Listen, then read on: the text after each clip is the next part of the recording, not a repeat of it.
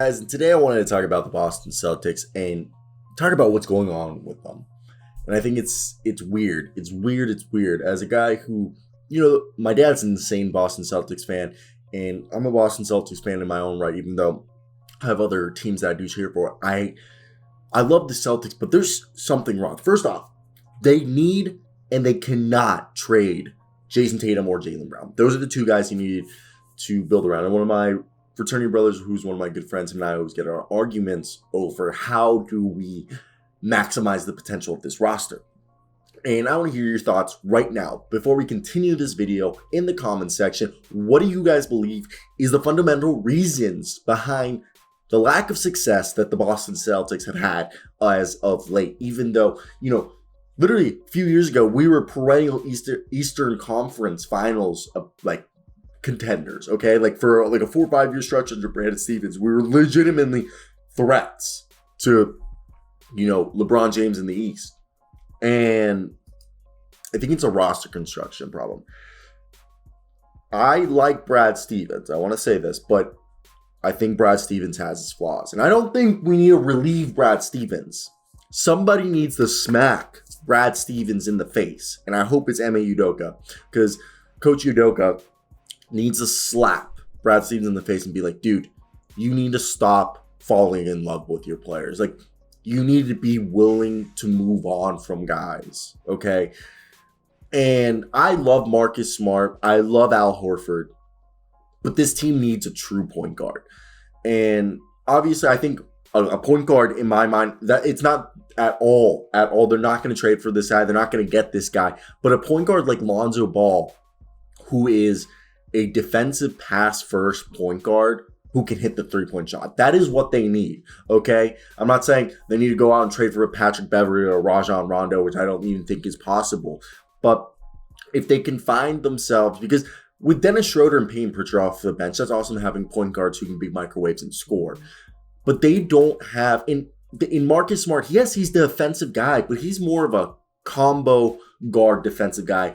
I don't want him facilitating my offense because he's too reckless. He's too turnover prone. He turns too much into a bowl in a china shop in a bad way, okay? Just causing hecticness on offense.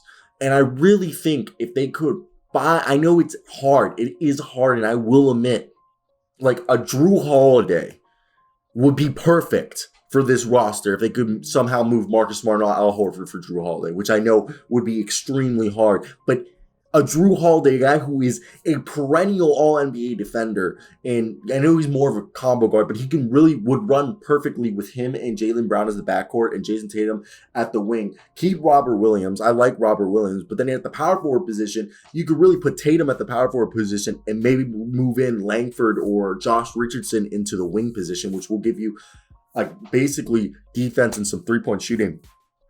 And I think that's something that needs to be looked in. And obviously, I like Enes Kanter. I really think if Al Horford and Marcus Smart, maybe you could put Dennis Schroeder or Josh Richardson in there. I just think there needs to be a move for a point guard who can help facilitate. Like, obviously, a guy like Jeremy Grant would be fantastic for this team. And I will admit, if you put Jeremy Grant in between Jason Tatum and Jaylen Brown, holy crap, your shooting guard, small forward, power forward position is unreal.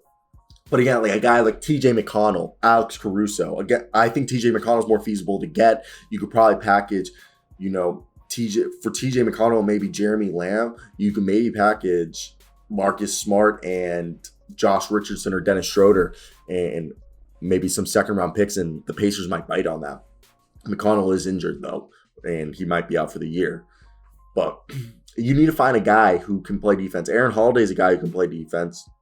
And this team is good defensively, but you need a starting guard, not only that he can play defense, but can facilitate the offense. Because Jaylen Brown, Jason Tatum, yes, they can create for themselves, but they can't create for their teammates. There needs to be a guy who brings up the offense, brings up the ball, and runs the offense for Coach Udoka, who tells Jaylen Brown, Jason Tatum, get the hell in your spots so you can get Robert Williams open, or Al Horford, or Grant Williams, or Romeo Langford, Josh Richardson. So Jason Tatum and Jaylen Brown, if you have an actual facilitating point guard, they can use Jason Tatum and Jaylen Brown not only to score at any time by creating shots for them, but they can use them as decoys for the other 2 players, 3 players on the floor, including the point guard himself, to score points more efficiently and have less turnovers, because it feels like a lot of times, give the ball to Brown, give the ball to Jason, let's just see what Jalen and Jason can do, and that's too often, I feel like, the problem and the catalyst to this team's lack of success, because we can see what they can do on defense. It's just with Marcus Smart at the starting point guard, it's just way too reckless.